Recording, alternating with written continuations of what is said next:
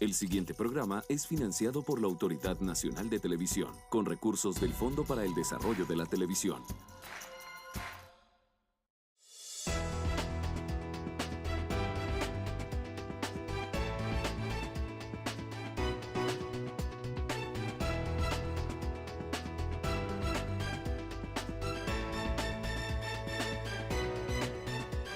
A fondo.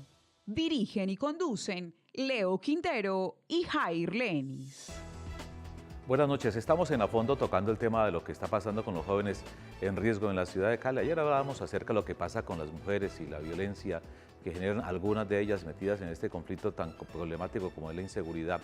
Los jóvenes en riesgo, aquí en A Fondo, ese es un espacio telepacífico, don Jair Lenis. Y tenemos, con el cordial saludo para todos nuestros televidentes, los invitados, continuamos con ellos, Eduardo Hernández Ortiz, personero delegado del Menor y la Familia, Ángela María Ibarra Peralta, tutora de la Fundación Pase Bien, al igual que Nelly Muñoz, coordinadora del programa Francisco Esperanza de la misma fundación. Dentro de las casas Francisco Esperanza se atiende ¿cuántos jóvenes, Nelly? Bueno, este año tenemos 730 niños, niñas, adolescentes y jóvenes, de 8 hasta los 22 años. ¿Qué tipo de ayuda, perdón? ¿Qué tipo de ayuda? De ayuda le brindan? ¿Qué orientación? Bueno, el programa Francisco ofrece a los niños, niñas, adolescentes y jóvenes un espacio de reconstrucción del proyecto de vida con justicia restaurativa. Y con educación también para ellos. Sí, el modelo incluye protección de los derechos, educación, pues todo lo que tiene que ver con lo de los derechos y la resolución pacífica de conflictos. Nosotros buscamos que los niños y las niñas aprendan estrategia para resolver sus conflictos de manera pacífica. Eso es lo que pretende el programa. ¿Y cómo reciben los jóvenes a Francisco Esperanza y a la hermana Alba Estela Barreto, que ha sido líder por muchos años de este programa? Bueno, los jóvenes reciben el programa Francisco Esperanza como un espacio como su casa, ¿no? Nos dicen eso. O sea, Francisco es la casa donde ellos pueden estar, donde ellos encuentran quien les escuche, donde ellos encuentran quien los apoye, quien los acompañe en su proceso. Porque partimos de que muchos de nuestros jóvenes carecen de afectos, de vínculos afectivos, no tienen en su casa alguien que los escuche, puede ser porque la mamá no está o porque la mamá debe estar trabajando o en algunos casos, tenemos bastantes casos de niños y niñas que son huérfanos, que viven con la abuela, que viven con una tía, porque la mamá está fuera del país, bueno, por diferentes razones, pero esos niños están en manos de otras personas que no son precisamente el papá y la mamá quienes deben pues brindar ese acompañamiento y ese apoyo a ellos. Ángela, ¿ustedes salen a buscar a estos niños para que lleguen a la fundación o ellos en muchos casos pues los buscan a ustedes? Lo que pasa es que se manejan dos modalidades y una de ellas es de jóvenes que se llama Restauración Calle. Son jóvenes que están en un alto nivel de delictividad, podemos decir. De riesgo, ajá. Ellos, obviamente, nosotros nos acercamos a ellos, pues en forma de escucha, de acompañamiento y todo este proceso. La otra modalidad es de atención y de prevención. Los niños que obviamente saben que hay una Casa Francisco en el barrio, por lo general ya la camiseta azul ya nos identifican y saben que es un espacio de acompañamiento, un espacio donde ellos pueden aprender cosas nuevas, un espacio, como dijo doña Nelly, donde los escuchan, donde los orientan y sobre todo donde se le hace como un énfasis en cuanto a su reconocimiento de él mismo. O sea, el hecho que ellos lleguen ahí y sientan que uno los reconoce tal y como ellos son, eso es una parte fundamental y ha sido un éxito dentro de las Casas Francisco, el sentirse reconocidos. Personero, es que se requieren muchos programas Francisco Esperanza para otras comunas de la ciudad de Cali, la Comuna 6, la zona de Petecuy, la Comuna 1, la parte alta de Vistahermosa, la Comuna 18, Las Palmas, Alto Las Palmas, Tela Verde, La Choclona, toda esa parte de la ciudad de Cali. Sí, efectivamente no podemos desconocer todas estas iniciativas, todos estos programas, porque son muchas las organizaciones, incluso el mismo Estado ha intervenido en algunos de estos sectores de la ciudad. Desafortunadamente, y lo digo desafortunadamente, los resultados no se han dado. Y no se han dado específicamente, y bien lo dice la comunidad, porque la mayoría de estos programas carecen de algo que se llama continuidad. Y cuando estamos hablando de continuidad, las comunidades de estos sectores están cansadas de que constantemente aparezcan cantidades de organizaciones, de fundaciones, incluso de funcionarios del Estado, ofreciéndose un mejor futuro, pero un mejor futuro que tiene un límite de tiempo. Programas a 2 meses, programas a 3 meses, arrancamos unos procesos de intervención, desaparecemos 1 año, 2 años, volvemos y aparecemos, y cuando aparecemos encontramos unas dinámicas totalmente distintas. ¿Ya no les creen? Es decir, se ha perdido la credibilidad por parte de la comunidad, especialmente los jóvenes, por ejemplo, ya no creen en la mayoría de estos programas, y no creen ¿por qué? Porque simplemente muchos de ellos simplemente son el firmado de listados. Es decir, te vamos a capacitar, tú vas a conseguir un empleo, vas a tener una mejor opción. Qué bueno sería preguntarle, por ejemplo, a muchas de estas organizaciones que han generado procesos de capacitación dentro del seguimiento, cuántos de estos chicos realmente han llegado a cumplir sus metas y su objetivo, porque el meta objetivo no puede ser simplemente recibir el cartón, porque es que el cartón no es el que genera la oportunidad. El cartón le da el presupuesto para que la fundación recupere la plata ante el municipio. Simplemente el cartón lo que le da es digámoslo así, una línea más dentro de su hoja de vida. Pero el tema está en qué momento vamos a generar esas opciones. Se hace necesario, por ejemplo, en estos procesos vincular al sector privado. Ya es hora de acabar con este elemento de estigmatización y pensar que simplemente un chico por provenir perdón, de un sector ya es delincuente. No, hay muchos sectores y yo soy un ejemplo de ello. Yo nací en un sector popular de Cali, en el centro de la ciudad, donde supuestamente se decía allá no aprendes sino a consumir y a prepararte para la delincuencia. Pero al contrario, cuando nosotros encontramos opciones, encontramos oportunidades, y especialmente lo decía ahorita Ángela María, cuando el chico encuentra una familia, porque conocemos del programa Francisco Esperanza, los niños encuentran una familia, quien nos cuide, quien nos proteja, y esto es lo que desafortunadamente algunas organizaciones criminales terminan ofreciéndole a los chicos para lograrlos captar. Yo te protejo, yo te cuido, yo evito que vayas a perder la vida, pero eso tienes que dar algo a cambio. Y fuera de eso le agregan el dinero, le agregan un sueldo. Correcto, hace poco teníamos la oportunidad de hablar con un chico y le preguntábamos, bueno, ¿tú desde cuándo delinques? Le preguntaban, ¿por qué estás aquí interno en el centro, en uno de los centros juveniles? Decía, yo estoy por homicidio. ¿Y cuántos tengo? Dice, eso no se dice porque eso trae mala suerte. No lo puedo contar. Claro. Bueno, lo que pasa con los jóvenes aquí en riesgo, en la capital del Valle del Cauca. Estamos en A Fondo. Este es un espacio de Telepacífico con el apoyo de la Autoridad Nacional de Televisión.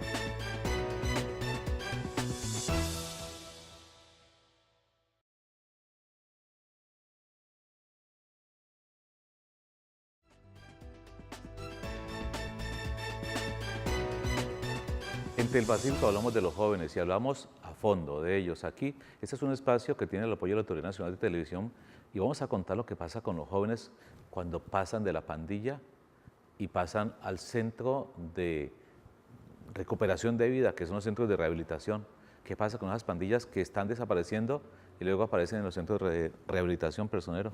Sí, hay una gran preocupación en estos momentos y lo hemos hablado con algunos líderes de algunos sectores. La policía y la fuerza pública han logrado desmantelar muchas de estas organizaciones criminales, especialmente muchas de las que estaban conformadas por jóvenes. La gran pregunta es, ¿y a dónde fueron llevados estos jóvenes? Sí. La mayoría de estos jóvenes fueron llevados a centros de atención especializada, centros que brindan a su interior una atención que les permite a muchos de ellos, porque conocemos los ejemplos, muchos de ellos encontrar un camino distinto que es el camino delincuencial. Pero resulta que el tiempo de permanencia aquí cambia. ¿Y qué ha cambiado? Hoy la mayoría de nuestros centros juveniles son centros que no son centros para menores de edad. Estamos hablando del 70-80% de jóvenes que han cumplido ya los 17 años e incluso más del 80% que ya superan los 18 años con condenas que van hasta los 25 o 26 años. Pero que deben de permanecer allí Claro, en ese centro pero deben permanecer de estos centros. La gran pregunta es, ¿logramos hacer un proceso de rehabilitación? ¿Logramos hacer un proceso de reeducación? Muchos de ellos terminan el bachillerato, muchos de ellos adquieren una formación laboral, pero la gran pregunta es, ¿y cuando salga de aquí? ¿Quién los acoge? Desafortunadamente muchos tienen que volver a sus barrios, tienen que volver a sus sectores, y allá quienes los esperan no es el Estado, allá quienes los esperan son las organizaciones criminales. El jefe de la pandilla que lo recluta otra vez. Correcto. Muchos, incluso nos decía un joven... O el jefe de la banda que llega Claro, allá. nos decía un joven, mire, a mí me pagan más de $1 millón. Yo aquí estoy condenado y tengo que estar 3 años, pero mi familia está recibiendo $1 millón. La pregunta es, ¿y cómo tiene que él después devolver esa plata que ha recibido su familia? Es decir, definitivamente debe seguir. Y es lo que pensamos, debe seguir en la organización, porque ese dinero obviamente la organización criminal no lo va a perder. El tema es, y entonces el Estado, ¿qué opciones le da?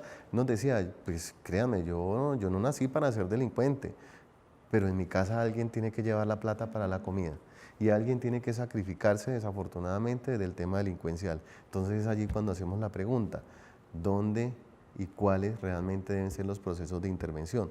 Los procesos de intervención no pueden ser a corto plazo, o son a largo plazo y deben permanecer, porque no pueden seguir simplemente siendo procesos que arrancan en marzo y terminan en octubre porque terminan los periodos fiscales. El año fiscal. ¿Qué se puede hacer para que las empresas, para que el sector privado, no todo sea el sector oficial, para que el sector privado apoyen a estos jóvenes, a aquellas personas que ya, digamos, entran a una vida laboral? Bueno, nosotros creemos que, con el alcalde, cuando estaba en su campaña, tuvimos unas reuniones en la fundación donde le pedíamos a él que se pudiera hacer como unos comités de empresarios, ¿sí? Y que uno pudiera presentar a los jóvenes, que se pudiera brindar un acompañamiento para que los empresarios puedan confiar, porque lo que uno encuentra es un problema de desconfianza, ¿sí? De desconfianza del empresario hacia el joven o la joven que está buscando la oportunidad laboral.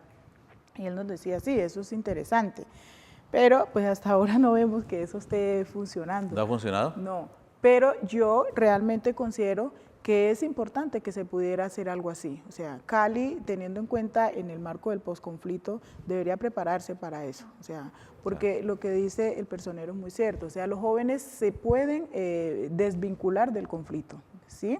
Se puede pero con desvincular, oportunidades. pero si el joven no tiene una oportunidad, no tiene un Estado que lo recibe con propuesta, el joven vuelve a la delincuencia. Claro. ¿Sí? Cuando hablaba el personero, aquí estaba sentando la cabeza Ángela y nos decía con la cabeza, sí, estamos viviendo eso los jóvenes allá en el oriente de la ciudad de Cali.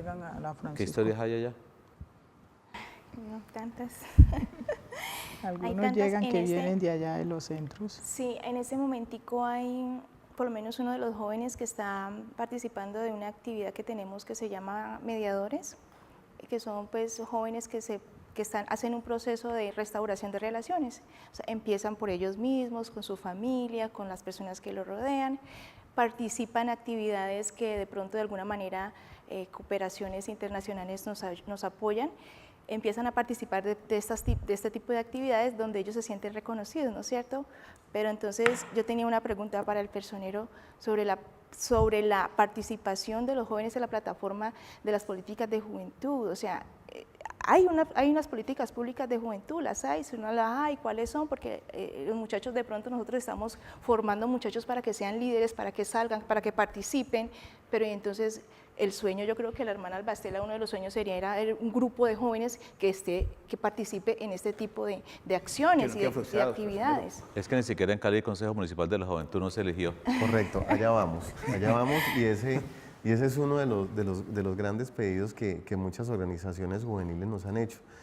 Hace algunos meses tuvimos la oportunidad de organizar un evento en la Comuna 21 con los jóvenes y llevar a los secretarios para que los secretarios le contaran a los jóvenes qué tenían para ellos. Pues fueron pocas cosas las que realmente tenían y muchas cosas las que habían hecho, pero muchas cosas que los jóvenes ni siquiera sabían que se habían hecho. Cuando estábamos y cuando Ángela María dice, los jóvenes están pidiendo espacios de participación, no solamente son espacios para que los convoquen y los reúnan y los escuchemos, también es para que ellos hagan parte de todos estos procesos. Usted lo decía ahora, ni siquiera tenemos un consejo municipal de jóvenes que esté funcionando, pero es peor, ni siquiera muchos de los jóvenes que están al interior de sus barrios realmente tienen la oportunidad de poder participar de los procesos que al interior de ellos se generan. Es a fondo aquí en Telepacífico, los jóvenes en riesgo, los jóvenes de la ciudad de Cali, aquí hablando con 3 voceros de esas comunidades que trabajan con los jóvenes. Este es un espacio de la Autoridad Nacional de Televisión. Estamos en a fondo.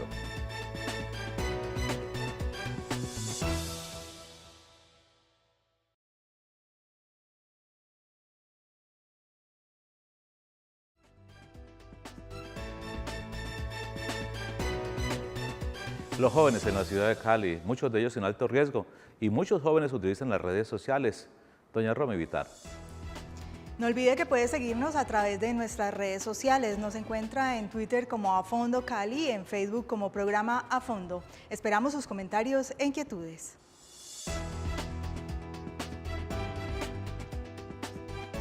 Y a propósito de nuestro tema de jóvenes en riesgo, hoy les traemos la plataforma tecnológica AMIS, que permite medir la violencia escolar, al igual que detectar estudiantes propensos al consumo de alcohol, drogas, porte de armas o robo, entre otros. Por medio de cuestionarios en línea que perfilan diferentes índices psicológicos como el grado de conflictividad, empatía y liderazgo de los estudiantes, la herramienta detecta factores que contribuyen a la violencia en el aula. Igualmente permite que jóvenes denuncien de manera anónima intimidación escolar, consumo de drogas, pandillaje y acoso sexual, entre otros.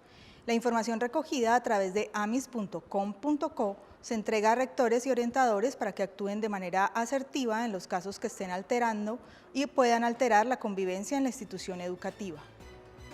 Don Jair Lenis. Doctor Hernández, ¿cómo se siente la personería cuando le llegan tantas quejas a la personería y que pues estuviera en sus manos poder solucionarlos y no puede tener esa alternativa? Usted lo contaba ahorita que llevó varios secretarios y pues que no había, digamos, un planteamiento para ellos de muchas soluciones. Sí, realmente hoy en día las personerías han asumido un papel importante frente al tema de la garantía de derechos, y es específicamente no solamente hacer una función de vigilancia, sino también una función de acompañamiento y facilitar los procesos de acercamiento. Más activa Correcto. Es necesario y hoy en día nuestro personal, el doctor Héctor Hugo, está muy interesado y Ángela María lo decía, hasta dónde los jóvenes tienen esa oportunidad de participación. Hoy nos hemos encaminado y es el tema de generar espacios donde los jóvenes se puedan sentar con su propia administración, porque nuestros funcionarios tienen que dejar el miedo. Y tienen que dejar el miedo de llegar a la mayoría de los sectores de la ciudad. No ¿Cómo así es que no van a los barrios populares de Cali? A muchos funcionarios les da temor llegar a algunos de los sectores de la ciudad. Incluso lo veíamos hace poco en una situación que se presentaba donde siempre aparecíamos las mismas entidades y decían los jóvenes, pero venga, pero aquí estaban otras entidades que se hicieron, ¿por qué se fueron? ¿Por qué se asustaron?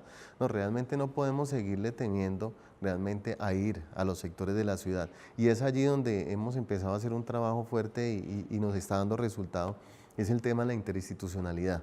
Es decir, a propósito del tema que usted plantea, perdón, el personal le corto el chorro, pero es que aquí trabajan en jóvenes bienestar social, gobierno, salud, deportes, ¿ya?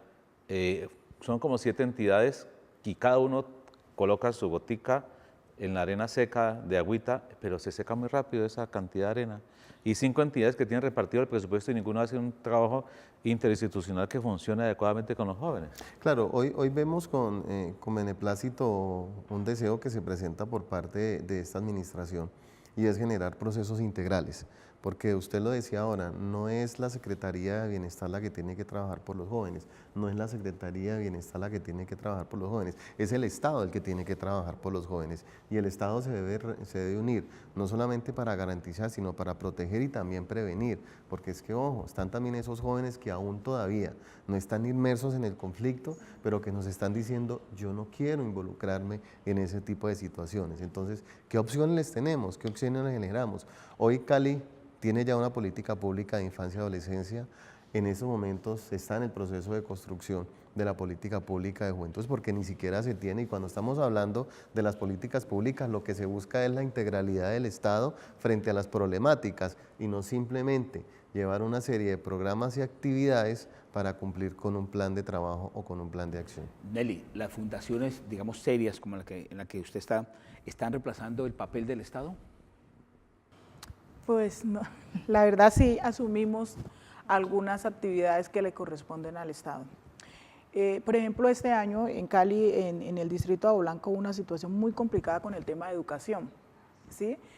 Muchos niños quedaron por fuera del sistema por el tema de la cobertura y por el tema de calidad, ¿sí? Algunos colegios fueron cerrados, sancionados, no sé. El caso fue que cercanos a nuestras casas, más de 4.000 niños en el distrito de Agua Blanca quedaron sin estudio. unos fueron distribuidos en toda la ciudad. Entonces, por ejemplo, encontramos niños de Potrero Grande que los mandaron a estudiar a La Ladera. Entonces, imagínese usted un niño que vive en Potrero ir a estudiar a La Ladera. Niños del Retiro ir a estudiar a Potrero o a la 103 y así.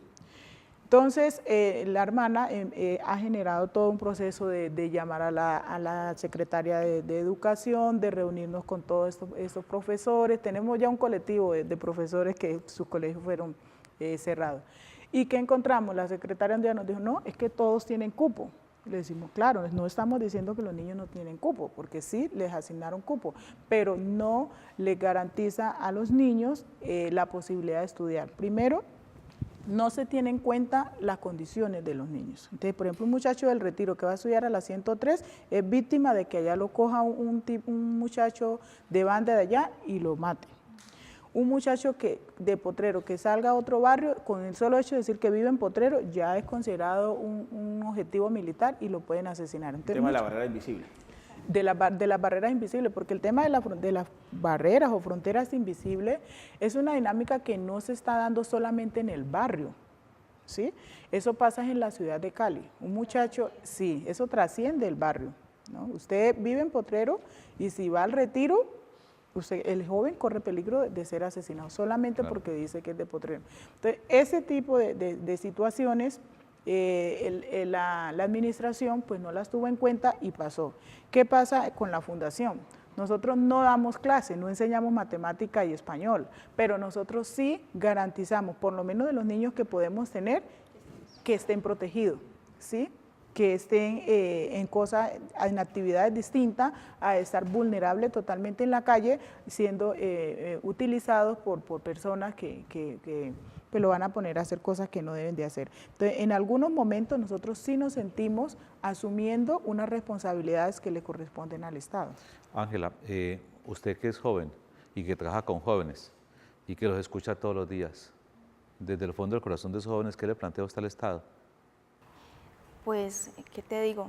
Desde el plan de desarrollo municipal, o sea, que las propuestas que tengan sean unas propuestas concretas y estables, o sea, que no sean por momentos, no, sino que el presupuesto que se gaste para este tipo de acciones con los de jóvenes o para los jóvenes sean reales y concretas y que tengan un proceso de continuidad. Y sobre todo pues las oportunidades, o sea, las hay muchísimas organizaciones de base que están en pro de que estos muchachos salgan adelante. Entonces, ¿cómo hacer como una red? Y bueno, vamos a ver cómo trabajamos en red, pero junto de la mano del Estado, porque igual es necesario, creemos yo.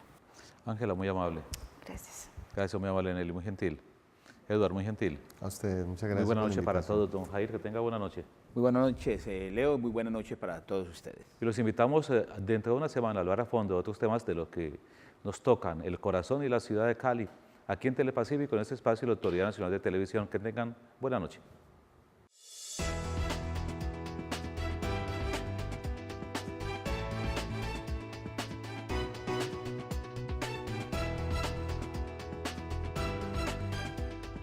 Telepacífico presentó A Fondo.